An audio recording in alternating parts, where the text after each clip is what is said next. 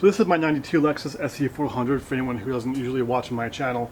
And when I got this car, the mirrors were sticking out on both sides just like this. And that's because I found out it's not because it was working correctly, but because the previous owner had taken wood screws into the bottom of the mirror to lock it in place, because what they didn't know is that the spring clip inside had broken, which made the mirror flop back and forth like crazy. So I took the mirror apart and fixed the issue, and now it works correctly. So when you bend it forward, it will, bend forward like it's supposed to from the factory, then it locks in place and it bends backwards correctly. So I'm going to show you how I fixed this on the passenger mirror. Both mirrors were like this before, completely floppy, and they weren't locking in place. So I tore it apart and figured out there was a spring inside that was messed up, and I'll show you how I did it with this mirror. I'm going to go through and take off the mirror, and I can remove everything else. The first step is pushing the mirror all the way up so the bottom comes out, and then you can use that to pry up on the mirror. And this just unclips from inside there, very gently.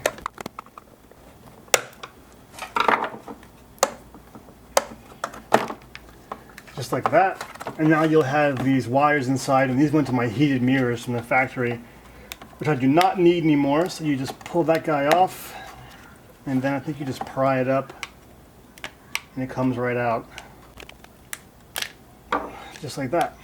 So once the mirror is out, you actually have this backing plate here which is screwed in, and then this front cover here is also screwed in with all these little black screws here. So we'll go through and pull those out.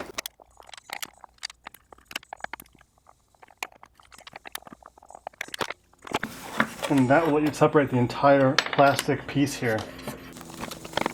So that exposes the spring inside here, and this spring is what's supposed to be compressed right here to keep this unit together, but you can see how it's completely unsprung, and this bracket, or this like washer right here, was supposed to be able to keep the whole thing together, but if you look in here you can see exactly where the problem is. So here are all the pieces, and this is the wiring that goes to your heated mirror and your power mirrors and stuff. Now I don't need that because I'm building a race car, so I'm going to clip this stuff off. I would suggest not doing this if you're not building a race car, but I can just cut rid of that stuff and then just pull it out from the bottom, just like that. That leaves me with just the bottom part of the mirror here, and then I'll pull out this tape. Like this. Alright, so here's my stripped down mirror base. The way that's supposed to work is you have your spring, which compresses down like this, and you have this retainer right here, and then you have this clip that goes on top, and that keeps the spring compressed, which keeps tension on the mirror, so when you try to move it, it keeps it in these little metal grooves. And if you look down here, there's these little metal pieces down here that fit into the bottom of the grooves on this guy. See these three grooves right here, and that's why when you push a mirror forward it locks in place, and without tension that locking mechanism won't work.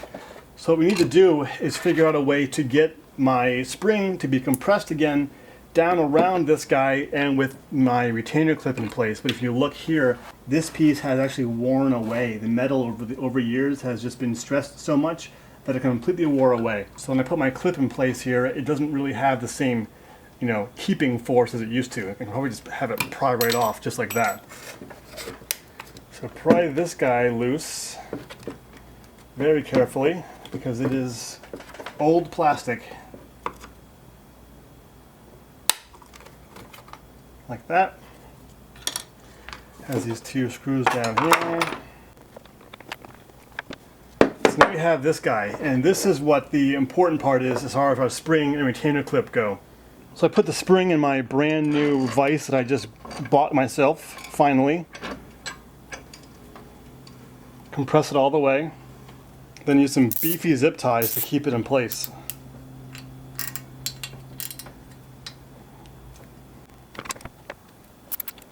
There are several methods you could use to keep your spring retained on this stock. I chose to drill a hole and stick a steel nail through here because I'm missing one of my retainer clips.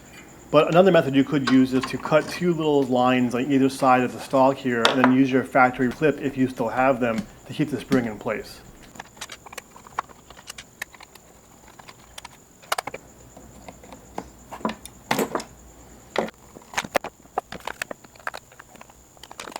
So now we have just this main piece right here that we need And this is all we need to attach with our bottom base plate here, like this. And then our spring to compress right here. So once you get this guy on here, which takes kind of a little bit of a hammering exercise. So once you have the spring compressed and it's locked in place, take your ring, put it on top like this. And then I just stuck a decent sized nail right through there. And then that's pretty much it. And then if you want, you can bend this side of the nail to the side or whatever, but there's so much pressure on the nail pushing up that you really don't have to worry about the thing sliding out. So once you have it in place, just clip your zip ties and it should be good to go. So yeah, you'll see little bits of the zip tie in there, but it doesn't really matter. It doesn't stop it being effective and free. I mean, you can go out and buy a whole new unit, or you can do this way for totally free. So then we just reassemble.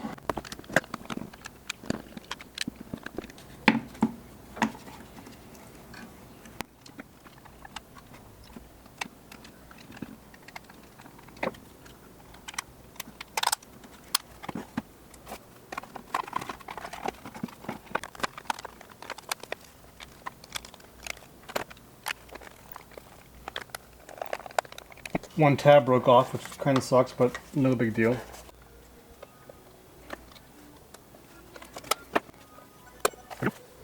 Nice and solid. So now it should work correctly as it did from the factory, just like that. It'll snap in place and be able to fold all the way in and back out, and it doesn't flop around. So, success. Alright guys, thanks for watching. Hopefully somebody out there found this video useful. Lexus and Toyota and a lot of other manufacturers all use this same kind of mechanism in their mirrors, so hopefully this will help you guys out as well. I know it's the same on the IS and the GS and that kind of stuff from Lexus, so this video should totally help you guys out. For anyone who's new here, this is my 92 Lexus SC400. I have an LS engine in there with a T56 mated to it. This is going to be a dedicated track and drift car. Check out my drift build playlist right here. And stay tuned for more videos. We'll be at the track really, really soon. So thanks for watching. Thanks for being patient with the build. And I'll see you guys in the next video.